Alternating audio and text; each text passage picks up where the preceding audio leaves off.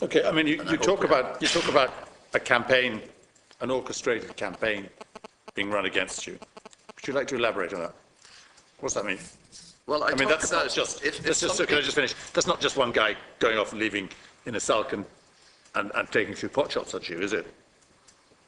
Again, you know, what we're hearing is that there is, let me call it a dossier. That's a file of papers. That this is being provided to some sections of the media, maybe to some Oireachtas members. Somebody went to a bit of trouble to actually compile that. That's not something that, you know, just appears casually. Somebody went to some trouble. In my view, this is, I mean, I'm surmising. Somebody went to some trouble to compile that. If they did, then you have to question what's the motive behind it.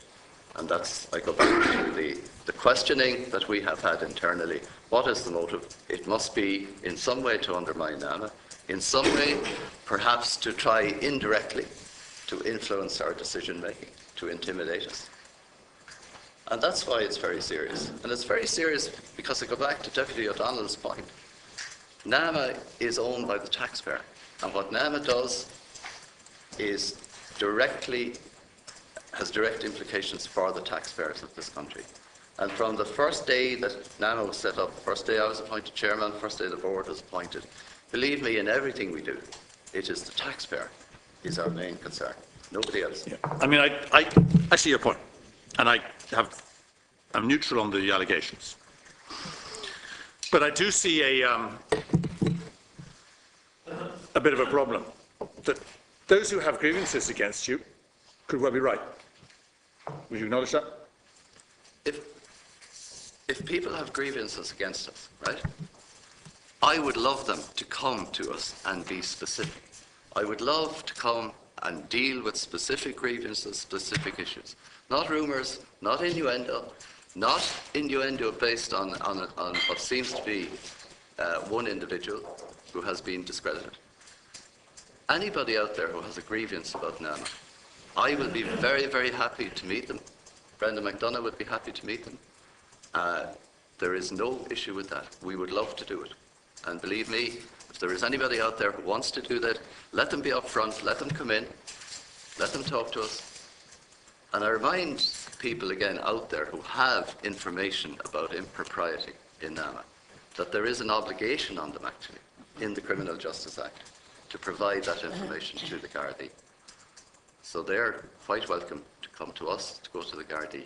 But why should they go to you if they've got grievances against you? You're the last people they should go to. Well, let them go because you can't be a judge in your own case. Let them go to the Gardaí. Let them go to the Gardaí.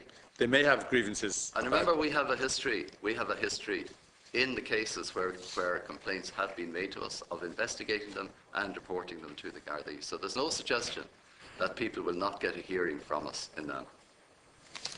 Okay. Do you really believe this sentence that you have in the second paragraph in page 2? And it goes on about an orchestrated operation targeting a small number of media outlets and Oireachtas members, and its intended purpose is equally clear: to damage NAMA and to undermine the financial interests of the state. That's in your statement. Well, if you damage, do you think someone is setting out to damage the financial interests of the state? If you damage NAMA, you damage the financial interests. You don't. You do. You don't. If you damage NAMA's reputation, you may be right. No, sorry. Well, let's assume for a minute you're not right. But if you are trying to undermine NAMA, you ultimately will damage the interests of taxpayers, and you will damage the finances of the state. Mr. Daly, I don't think that's right. I think you've got to question that again. If this is an orchestrated campaign by people trying to point out, you put it in different language, the inadequacies of the way NAMA operates, which you will grant is a possibility, and they therefore criticise you in a very public way, it doesn't mean that they're trying to damage the interests of the state. You're putting the interests of the state and NAMA as synonymous. Well, to be honest with you, Deputy, I would, because NAMA is owned by the taxpayer, because NAMA paid 32 billion to the banks. That 30 of that 32 billion is a contingent liability on the Irish state. We have actually repaid 7.5 billion of that, so it's no longer the 30. But the balance is still a contingent liability on the Irish state. So if you damage NAMA, you damage the state. Now, to go back to your point about, I've no problem if somebody wants to come and tell me you can do better, you can work more efficiently, you're doing something wrong.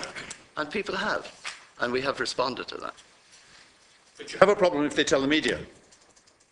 No, I don't have a problem if they tell the media. I have a problem if they make generalized allegations in the media and don't tell us anything specific that we can actually investigate. I mean, what have they said? That our valuation process was flawed, manipulated? I think hopefully between what the committee has heard from NAMA this morning, and particularly what it has heard from the Controller and Auditor General, I don't see how you could claim that process was manipulated or flawed. No. I'm just saying that because it's owned by the taxpayer, it doesn't mean it's acting in the interests of the taxpayer. NAMA? Yeah, it doesn't mean that it is. Well, sorry, I would. There are lots of semi-state bodies. There are lots of state agencies which are not acting, in many people's opinion, in the interests of the state. And many would say that you're not acting in the interests of the taxpayer. You may be owned by it, but you're not necessarily acting in its interests. Well, I would beg to disagree with you, Deputy, but I would strongly actually refute that claim that we do not act in the interests of the taxpayers. Everything we have done from day one and the results we have achieved has been in the interests of the taxpayers of this country. That's our raison d'etre at the board, in NAMA, in the executive, in everybody in the organisation. Yeah, but you're ascribing motive here. That's your view. You're ascribing here, and this is an important point, you're ascribing motive to them to undermine the financial interests of the state. You're ascribing motive. Its intended purpose, you say, is to undermine the financial interests of the state. Now, the nature of the allegations that I see, they may have all sorts of malicious motives, I don't know. But the idea that they're out there to undermine the interests of the state is absurd. Well, I think we're making what is, with respect to a natural link, that if you have an organisation that is managing 30-odd billion of taxpayers' money, that if you damage that organisation, you damage the financial interests of the state. I'm talking about motive. I'm not talking about your opinion of what the effect is. I'm talking about motive. Well, and I think it's very dangerous for an organisation of your sort to identify yourself with the state in that way. And it's partly to do with the fact that you're in a kind of monopoly situation, that you do think of yourselves in that way. The other thing I'd like to say is this. You made a pretty good job, and you may be right, of demolishing the accuser here. Having said you don't want to say anything which is going to prejudice the investigations that are going away, you go on to say that it seems to revolve around the personal grievances of Mr. Farrell. Have you reason for saying that? Well, from what we are aware of in some of the allegations that has been asserted to us are in this document, are circulating. But you haven't seen the document. He would seem to, well, from very good sources and several sources, the same thing has been said to us. Okay? He would seem to have had views. And, by the way, Mr. McDonough did acknowledge earlier that Mr. Farrell was a very hard-working individual, worked in a very stressful situation, who now seems to be articulating views, personal views about NAMA. That's fine. I'd love to, deal with those on a case-by-case basis if we knew what they were. Do you have a whistleblower's charter in there? Yes, Mr. McDonough described it. And there's a procedure for them, is there? Yes. There is. So we should have gone through that, really. Yeah. In the first place. No, I accept that totally. Can we just get on to the case? You mentioned Mr. McKillen in your opening statements, and there was a very high-profile piece of legislation with Mr. McKillen. I think it was 2011, which you lost in the Supreme Court. Isn't that right? We don't accept that we lost. We were advised by the Supreme Court to take a fresh decision. Well, Which we did. you did. Yeah. How much did that cost you, that case? That case has finally got through taxing. It, in terms of paying Mr. McKillen's costs, he requested about 3.4 million in costs, went to taxing, and tax amount was adjourned or adjudicated at 1.7 million. Cost you 1.7 million, yeah? Yeah. Was the money well spent? Well, we didn't take the case, Deputy. We had to defend the case that was brought by Mr. McKillen. Yeah, we won comprehensively in the High Court, but the matter, the Supreme Court took a different view. So, you know, we didn't appeal to the Supreme Court, Mr. McKillen did. So everybody's entitled to due process and take whatever actions through the courts they wish, and we've got to defend ourselves as part of that. And there was also, as you may recall, there was also aspects wider than NAMA raised in that case, which were around constitutional issues, which need to be clarified with respect to the Attorney General. Okay, but you had to pay the costs. Yeah. Okay. Mr. McKillen, obviously, according to press reports which you're referring to, he feels aggrieved. Would you accept that?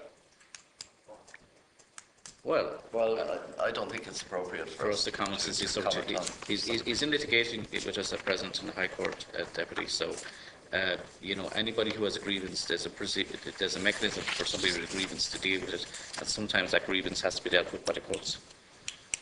Okay, but you comment on it in your statement. You say he apparently, when you're talking about Mr. Farrell, he apparently alleges that he provided a so-called full file of personal information relating to Mr. Patrick McKillen to a particular third party. Yes. You're happy to comment on that? Yeah. This new disclosure by Mr. Farrell directly contradicts his previous sworn statements. Yes. So you're kind of rubbishing him there, right? Well, I'm not rubbishing. It's a fact of law that when we sought an order from the courts against Mr. Farrell originally, he was directed to provide sworn statements in terms of what information would have emerged. He provided sworn statements, and there was no mention of this latest new provision of a file in his two sworn statements. Okay. But you go into detail to a fair amount about the information about Mr. McKillen and the transfer of information about Mr. McKillen, don't you? Yeah, well, we go on to say, as a point of fact, that we don't have that much information about Mr. McKillen because we didn't acquire his loans in July 2011. Okay. Did you sell any of his debt? We sold the loans related to the 3 hotels in London, of which Mr. McKillen was a shareholder, to the Barclay brothers. That's well documented. Do you think he might have a reason for feeling somewhat aggrieved about that? No. I mean, from our point of view, it's a business transaction. The loans were bought off us at par. But the loans ended up in the hands of someone who was a commercial enemy of Mr. McKillen. That's a coincidence, is it? Listen, I'm not interested in terms of the personalities. I'm interested in the business transaction of recovering for the taxpayer the maximum amount on the loan. The maximum amount on the loan I could recover was the par debt. I recovered the par debt, so there was no loss for the taxpayer. I am interested in the personalities, Mr. McDonald. You may not be. And that's why I'm putting this to you, because there is a very big personal factor involved in this, as you'd be aware. The fact of the matter is the Barclays and Mr. McKillen were at odds about something else. And it might be ascribed to you, maybe wrongly, as insensitive or even malicious to be selling his loans to someone with whom he was involved in a commercial battle as being damaging to him. Would you have been aware of that? No. You wouldn't have even been aware of the fact that he and the Barclays brothers were in a commercial battle at the time? If you look at the history of this transaction, the Barclay brothers, there was a number of shareholders in those loans, in the company that owned those loans. One of their shareholders sold their shareholding company to the Barclay brothers. That was fine. We sold a loan which had a share charge over another debtor shareholders to a Malaysian sovereign wealth fund. And then we got approached by a number of parties to buy the loans associated with the debt which was secured on the 3 hotels. And we sold the loans to people that paid us back the maximum amount, which was, repay the full par debt. That was purely a business decision. So it was a pure coincidence that it went to the Barclays brothers in that situation? It wasn't a pure coincidence, because there was another bidder on loans, and they ended up, and Mr. McKillen himself could have made an offer to acquire loans at par debt, and he didn't. So, you can understand why Mr. McKillen might feel aggrieved. Mr. McKillen, I can't comment on Mr. McKillen. Mr. McKillen makes his own determinations, and whatever grievances or views he has, that's Mr. McKillen's views. My views is that I'm running a business and I take business decisions. Would you be prepared to meet Mr. McKillen? I've met Mr. McKillen on a number of occasions. And when was the last time? Last time I think I met Mr. McKillen, at his request, might have been in early February 2011. Yeah, so it's nearly 3 years ago. Yeah, he hasn't sought a meeting with me since. But would you be prepared to meet him if he looks for a meeting with you again? Yeah. Okay, it's fine. Because he does, according to all the media reports, feel particularly aggrieved at the destination of those loans, particularly feels aggrieved that he was moved on by NAMA when his loans were performing. And I think he feels that in the circumstances there is a history there that might be something which you could look at again. Okay, could you just tell me about your board? How are they selected?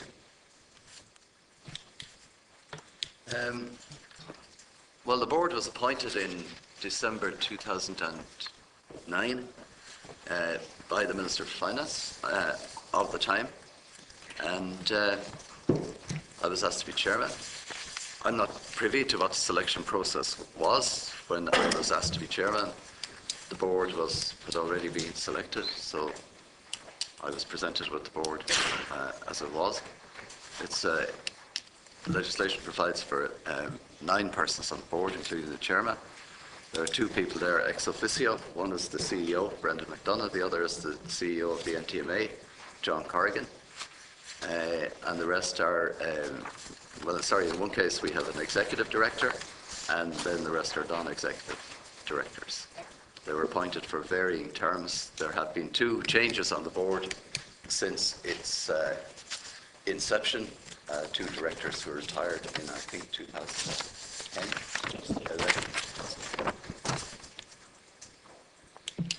And how they're all selected by the Minister of Finance, in effect? Well, the Minister of Finance is the appointing officer, yes, so they are. Do you do a board evaluation every year? Yes, we do. A rigorous evaluation. We've done it every year since inception. What are the results? They are generally positive, but there are always suggestions and always action points to be dealt with out of it. And we follow that rigorously. Indeed, I think we make a summary of that available to the CNAG. But have the results ever been that any board members stepped down? No, not as a consequence. There are 2 board members who retired for personal reasons, but there's never been a situation in which a board member stepped down as a consequence of evaluation. So what's the procedure then for the board evaluation? It varies. There's kind of good practice out there which says that sometimes you do it yourself, sometimes you get external people to do it. I'll give you an example of the most recent one. There is a very comprehensive questionnaire which is designed on the basis of professional ones that are produced in the private sector. It's a whole series of questions relating to different aspects of the functioning of the board, everything from what do you think of the chairman to what do you think of the committees, how do you think committees are working, do you get enough information, have you access to the executives, can you ask questions? Okay, yeah, and which one do you use? Which one do you use? It's all that. You use that yourselves? All of that is in it. We use that one ourselves this time round. Yeah. Previously, we got an external evaluator in to do it. So it's a confidential process in that The board secretary collates all the responses. And it's a system of ratings, you know, it's good, very good, not good. And also free text for comments and suggestions. Would you like to share the results with us? I'll think about it, but... No, because you'll be away from me and we'll never hear from you again. But I mean, would you like to share the results with us? Sure, I'm back here on a regular basis. Well, not regularly enough for that. I mean, it would be something I would share, because this is a confidential process and people speak their minds. I would certainly have no problem in sharing a summary of the evaluation. So let me look at that. That's fine. Yeah, I think that's fine. I don't want to do personal comments, but just the results. Yeah. I think it would be certainly invidious to ask for personal comments. It would prohibit them from. It would inhibit them in the future. It would be counterproductive because they'd never give an honest answer again, probably. Correct. That's right. They're probably not doing it anyway. Oh, they are. But we'll see. The final question. Yeah, I'd like to ask Mr. Moran something. I just wanted to confirm something. I think the second last question is this. It's absolutely crystal clear that you had no contact with the Barclay brothers. Is that correct?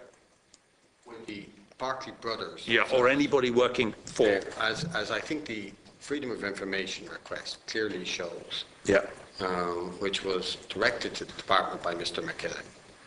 And therefore, one of the documents clearly shows a series of communication between a gentleman called Mr. Faber, who I understand works with Barclay brothers, and effectively a response by me to him in response to a telephone call of one morning and an email that he sent in subsequently with an offer to buy loans, and then an acknowledgement by him that he had received effectively that he had sent in this document, and I sent it back. And it was sent on to my other colleagues, who then continued with the discussion.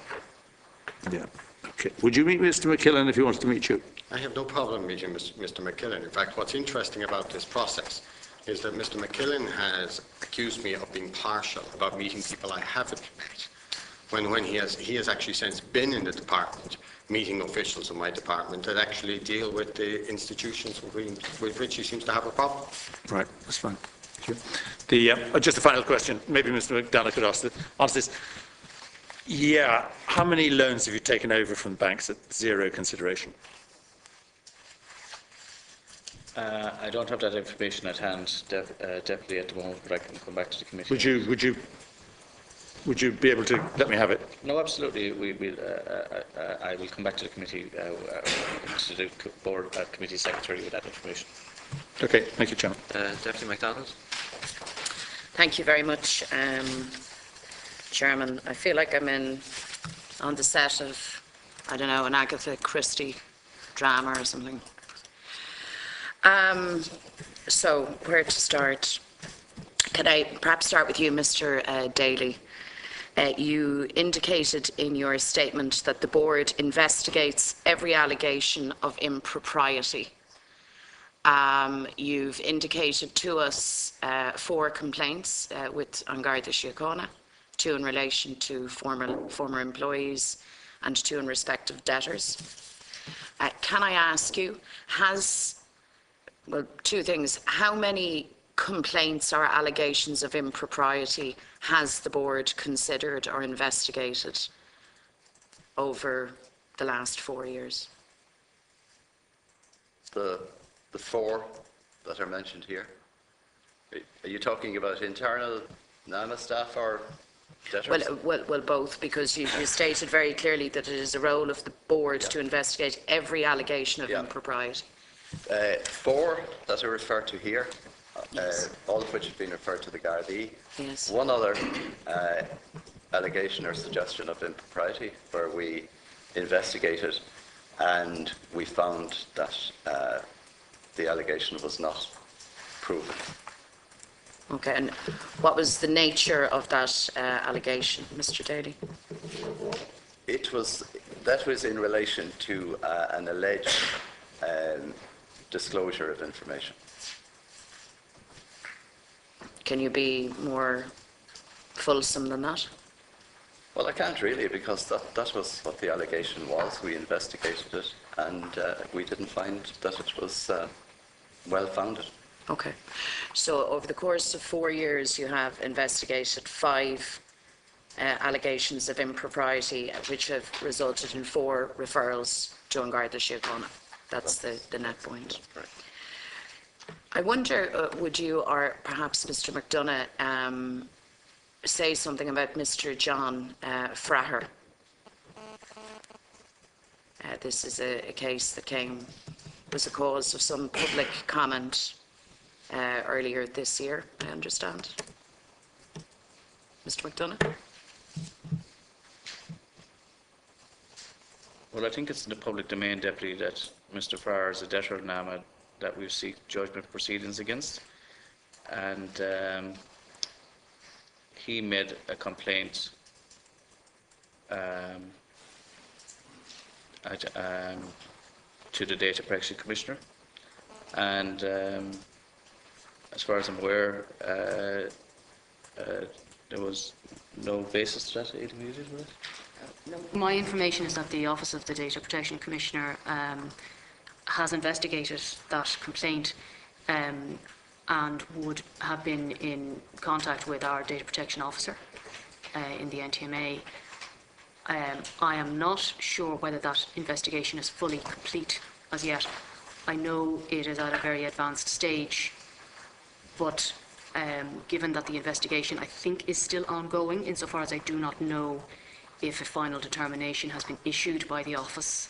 So therefore, there's really not much we can say on it, except that it is an ongoing investigation. I'm sure you can agree, though, that the complaint was of a most serious nature. Yes, it was a data security breach, and that has been and is, as I understand, under investigation by the Office of the Data Protection Commissioner, who's the regulator in the area. Certainly, the reason I'm raising it with you is, I suppose, for 2 purposes, essentially. The first is to say that whatever about the particularities of this turn of events that we're discussing here, it's not the first time that there has been a complaint made in respect of NAMA's handling of personal information, of business data. So just to say that. Secondly, to say you will be aware, and I understand the pride that you take in your organisation. I think that's very worthy on your part. But lots of us have a view that NAMA is virtually impenetrable as an organisation. And notwithstanding your comments, Mr. Daly and Mr. McDonough, in respect of oversight and accountability, you are certainly not amenable to us as parliamentarians in any meaningful way. You're immune from freedom of information. And just to make the point to you that certainly creates a ready perception of,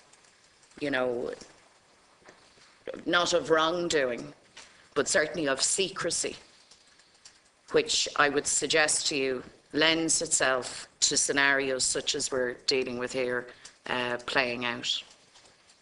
I know we've raised this issue not so much with yourselves, but with the relevant ministers time and again, and it really is not helpful given the scale of the assets that you manage, given the scale of your task. And I actually do accept that your fortunes and the financial fortunes of the state are joined at the hip. I think that is absolutely a correct assessment.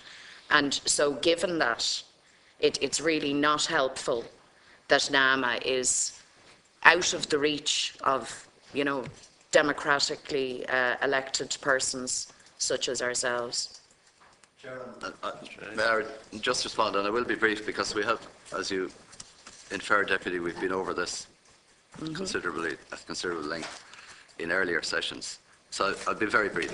First of all, I think we have been extremely accountable to this committee and any other committee there are few organisations, maybe the HSE, who appear as frequently as we do at committees of this House.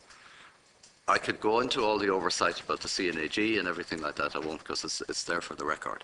As to freedom of information, we will, I understand it, be subject to freedom of information when the new legislation is passed. And we have never objected to being accountable to this committee or anybody else. In fact, our annual report contains a plethora of information about the organisation. The one area where we have sensitivities is around commercial information, because it goes to the heart of what we are. We're a state body. We're working on behalf of the taxpayers, but we are commercial. We need to do the best we possibly can. And very often the debate about freedom of information and lack of transparency, it always seems to come back to something related to the loans and the debtors. What did you pay for them? What value were they? Who are the debtors? Who did you sell them to? What price did you sell them to? Now, I've made the point in the past that there is a stage where if you're to be a commercial organisation, you're competing out there in a commercial world, there has to be a reality check in relation to that. We can't go out, put our cards on the table and say what we paid for individual loans or assets that we're trying to sell the week after, because you're actually telling people about your pricing. So I don't want to go on, Chairman, because we've been through all this before. And we differ. We radically do. differ on this point, because, of course, for so long as issues like that are not up for scrutiny by people like us, well, then obviously you have a very fundamental accountability issue, because it's your bread and butter. It's what you do day in, day out. But we'll agree to differ on that point. Can I ask you, just in terms of the level of staff turnover that you have, which is very, very high, and we've discussed at a previous meeting, and I think we've agreed to differ on this point as well, around appropriate cooling off periods and so on, because I don't think that is adequately catered for at all by your organisation. But can I ask you this? Could you comment or tell us the level of contacts to NAMA or to NAMA developers by former employees wishing to acquire properties, NAMA properties? Has that happened? And if it's happened, how often has it happened, in your knowledge, Mr. McDonough? Deputy, in terms of the people that left NAMA, they've gone to varying places. And if it would help the Deputy, in terms of the 62 people that left NAMA since inception, I can tell you where my latest information of where they are at present, if that would help you in terms of that. We believe that 5 people left to go back into accounting practices. 4 people left to join the Irish banks, which is AIB, Bank of Ireland and Permanent TSB. 2 of our staff left to go into the aviation industry. 9 people have gone into various forms of a consultancy, which is mainly IT contractors. That's what goes on. 1 person left to join an engineering firm. 2 people returned to family firms. 1 person moved to the FSA in the UK. 1 person moved to Germany to work for one of the German bad banks. 2 people left us to join IBRC. 1 person is going to the IMF. 1 person has joined an international bank operating in Ireland. 1 person went to an Irish PLC. 2 people left us, went to law firms. 5 people left NAMA to went to the NTMA, to different businesses in the NTMA. 5 people, we believe, moved to private equity firms. 2 people moved to property valuers. 4 people that joined us retired. 2 people joined sovereign wealth funds. 1 person joined a training firm. 5 people, because some of our people are young, left us to go travelling around the world. 5 people moved to the UK and 1 person moved to the US. So, you know, that's, that's a long list of places. And Mr. McDonough, that's extremely informative. And can I ask you the question again? What, if any, contacts have there been between former employees and NAMA or NAMA developers with regard to acquisition of property, NAMA property? Well, the reality is Deputy, and I've said this before here, is that when people leave us, they're going to work for various types of organisations. I'm answering your question, Deputy, but I have to answer it in this way. Move it along. Right? They go work for firms, and some of those firms may end up bidding for assets. But I've said this before, I'm very clear on the record about this. If people are bidding for assets, the best defence that NAMA has is that the assets are openly marketed, that everybody has access to the data room and information. Absolutely. And that's what we have done and have ensured. So, you know, the reality is when somebody leaves the organisation, I can no longer control them. They are subject to the continued obligation of confidentiality. But in terms of them being involved into these purchasing assets, if we have openly marketed assets, it means the whole market has access to the same level of information. Okay, and with all of that, and taking account of all of that, answer my question. In your knowledge, how many such contacts have there been? Yes, we are aware of a number of people who have left us, who've joined firms who've bid for NAMA assets. Yes. How many? What's the frequency of it? I don't think the frequency is that often, but there are certain firms who are buying assets in the Irish market so that people have joined. So they mightn't be directly involved, but the firms they join might be bidding for assets. And do you see a problem with that? Not if the asset is openly marketed and everybody has the same access to all the information concerning those assets. I can't do any more. So it's not problematic for you, just so I'm clear on this, that somebody would work for NAMA, leave, work then in some other capacity with some other firm, and be involved in contact back to NAMA? No, Deputy, they're not in contact. Or one of the developers, but that's what I asked. Effectively, they're working for firms who are dealing with agents, like we appoint agents to either sell the loans or agents we get debtors or receivers to appoint agents to sell the underlying properties. So they'll be working for firms who might be in contact with those agents in terms of buying the assets. But our way of operating, our modus operandi, is that the agents provide full information to all potential bidders for the assets. So nobody has an undue advantage. And you wouldn't regard the insider knowledge? But Deputy, the insider knowledge thing is completely overblown, because the assets when we acquired them were valued by reference to 30th of November 2009. The price that people are paying today is the value of what the market thinks the assets are today. So, you know, from the point of view is that, you know, everybody knows in the United States that the Irish market has declined generally 25% since November 2009. So, you know, there's no proprietary information as far as I can see. The market is the market. I would love if some of these people were able to pay us what we paid for the assets in November 2009. We wouldn't be carrying 3.6 billion worth of impairment if we could orchestrate that, but we can't. Yeah, well, can I just perhaps suggest to you that you might not view that as problematic, this business of working for NAMA, leaving NAMA, no proper cooling off period at all, going and working for whatever it might be, a wealth fund or whatever the case may be, and then being involved sort of through another loop back to NAMA acquiring property. Yeah. But you see, in terms of the credibility and standing of your organisation, I would strongly suggest to you that to the general public, to the uninitiated, Mr. McDonough, who are not familiar with the finer detail of your organisation, that is a problem.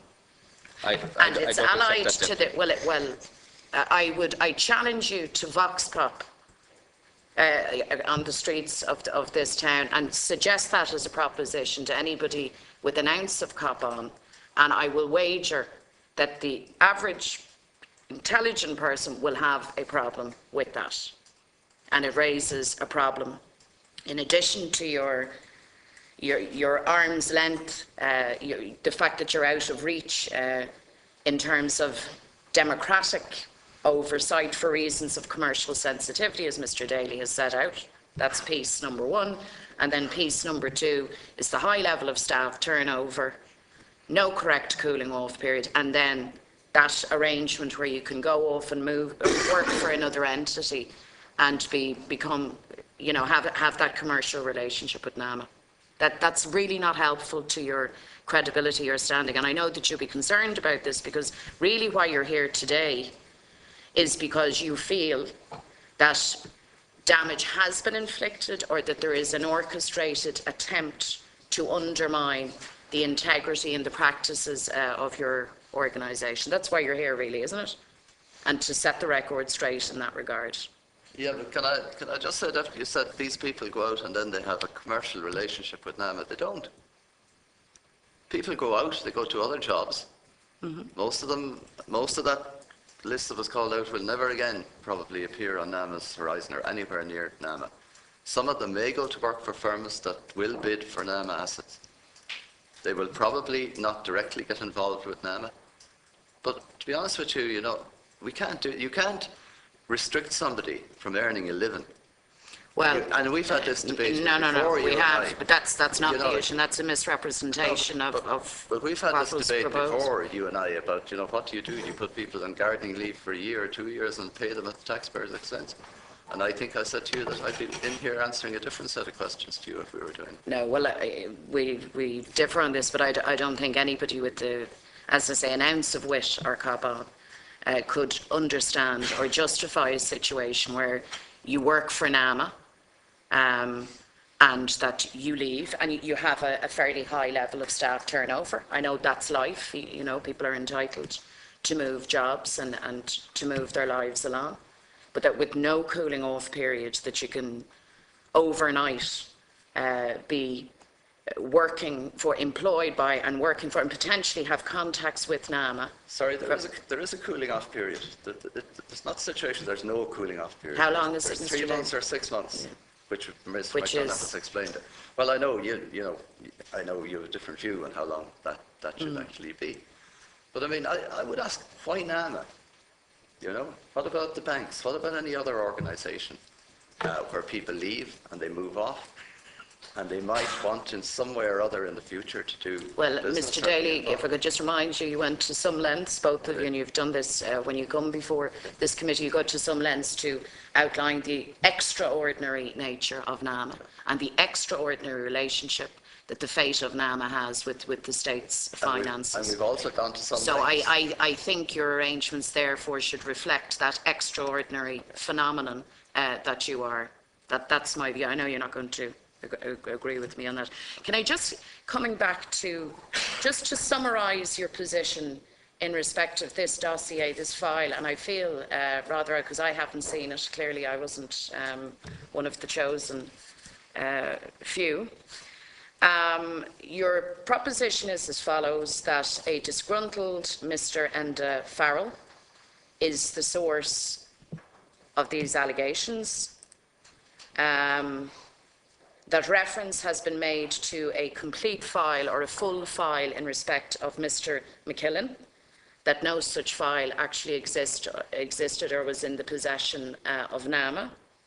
Nonetheless, that somebody has gone to great lengths to put together a dossier of sorts, and that somebody has drip-fed it into the political system and into the media. And you're referring to independent newspapers, presumably, when you talk about certain media outlets. I presume it's the Sunday Independent. That's quite a scenario, isn't it? That's very, very shocking, isn't it? Sorry. And we are not referring to any particular newspaper. Let's okay, you can relax it. Just in deference to everybody else. We do believe that a number of media outlets have got. Okay, but isn't that, because there's more than at play here than simply the credibility of NAMA understanding. And your language is very strong. Mr. Daly, you said you will not be intimidated. You feel that this is an attempt at some level to intimidate NAMA? I think it's or to intimidate you personally, is that, which is it? Well, I don't take it personally. I've been around long enough not to get into that space. I just feel it is designed to damage NAMA, to undermine its credibility with the taxpayers of this country. And I think that that's self-evident. I mean, an accusation which I believe has been clarified here in respect of the valuation of properties, particularly the input from the comptroller. Clearly, but I don't understand why you would, so to undermine your credibility, to place a question mark over you, yes, that's self-evident, but to intimidate you, that's of a different order. We take tough decisions, Deputy, every day in NAMA. Right from individual staff members right up to the board and respective issues that come to the board. And, you know, at the end of the day, we are accountable to Parliament, to the Oireachtas, to this committee, etc., etc. And it is important that all of the organs of the state and the general population have confidence in that. So we see it as something that we have to defend. This is an attack, really, or allegations essentially about the integrity of NAMA and the people in NAMA. And I think it's not just quite natural for us to actually defend it, but it's actually a responsibility for us to defend it. Yes, and I would share that view. Yeah. But just listen to what I'm asking you, Mr. Date, because it's something, and I'm curious to get to the bottom of this. I don't think you're contending that Mr. Enda Farrell is seeking to intimidate NAMA. No. Are you then saying that it is in fact Mr. Patrick McKillen who is attempting? No. You're not associating that intimidation with any individual who's been named? No. In the course of your presentation. I want to be very clear about that. We do not know what or who is behind this, but we do know, or we can infer with very great reasonableness, I think, that somebody has gone to a lot of trouble to compile this dossier. Mm-hmm. I don't know whether Mr. Farrell has been used in the process or what. I have no idea. Okay, because I think it's clear that because an inference. I'm glad you asked me that. Yeah, no, because an inference could have been drawn from your submission that you're attributing intimidation to either of the gentlemen named. So you've made that absolutely clear. But something more serious has happened even than the credibility of NAMA, because if this is as you describe, and I've no reason to say otherwise. I think you've set out your stall. Then, in addition to placing a question mark over the credibility of NAMA, it's also a clearly orchestrated attempt to play, at this place, isn't it? To play members of the Oireachtas. That's how I see it. Well, I perhaps you can comment on that. Perhaps Mr. Moore, and I might turn to you. But I wouldn't see it like that. I would. Yeah. Okay. I would wonder at that. There's no file. These allegations are utterly baseless. Somebody goes to considerable trouble to put together a dossier and drip feeds it, as you describe, to members of the Oireachtas. I find that. There is a very comprehensive questionnaire which is designed on the basis of professional ones that are produced in the private sector. It's a whole series of questions relating different aspects of the functioning of the board, everything from what do you think of the chairman to what do you think of the committees, how do you think committees are working, do you get enough information, have you access to the executives, can you ask questions? Okay, yeah, and which one do you use? Which one do you use? It's all that. You use that yourself? All of that is in it. We use that on ourselves this time round. Yeah. Previously, we got an external evaluator in to do it. So it's a confidential process in that the board secretary collates all the responses, and it's a system of ratings. You know, it's good, very good, not good, and also free text for comments and suggestions. Would you like to share the results with us? I'll think about it, but No, because you'll be away from here. We'll never hear from you again. But I mean, would you like to share the results with us? sure, I'm back here on a regular basis. Well, not regularly enough for that. I mean, it would be something I would share, because this is a confidential process and people speak their minds. I would certainly have no problem in sharing a summary of the evaluation. So let me look at that. That's fine. Yeah, I think that's fine. Going to I don't want to do personal comments. Yeah. But just the results. Yeah. Yeah. I think it would be certainly invidious to ask for personal comments. It would prohibit them from. It would inhibit them in the future. It would be I think that's right. counterproductive, because they'd never give an honest answer again, probably. Correct. That's right. They're probably not doing it anyway. Oh, they are. They are. But we'll see. The final question. Yeah, I'd like to ask Mr. Moran something. I just wanted to confirm something. I think no second last question is this. It's absolutely crystal clear that you had no contact with the Barclay brothers. Is that correct? With the Barclay brothers. Yeah, or anybody working for. As I think the Freedom of Information request clearly shows, Yeah. which was directed to the department by Mr. McKillen. And therefore, one of the documents clearly shows a series of communication Yeah. between a gentleman called Mr. Faber, who I understand works for the Barclay brothers, Yeah. and effectively a response by me to him in response to a telephone call of one morning and an email that he sent in subsequently with an offer to buy loans, and then an acknowledgement by him that he had received effectively that he had sent in this document, and I sent it back. And it was sent on to my other colleagues, who then continued with the discussion. Yeah. Okay. Would you meet Mr. McKillen if he wanted to meet you? I have no problem meeting Mr. McKillen. In fact, what's interesting about this process is that Mr. McKillen has accused me of being partial about meeting people I haven't met, when he has actually since been in the department, meeting officials in my department that actually deal with the institutions with which he seems to have a problem. Right. That's fine. Thank you. Just a final question. Maybe Mr. McDonough could answer this. Yeah. How many loans have you taken over from banks at zero consideration? I don't have that information at hand, Deputy, at the moment, but I can come back to the committee. Would you be able to let me have it? No, absolutely. I will come back to the committee, to the board committee secretary with that information. Okay. Thank you, Chairman. Deputy MacDonald.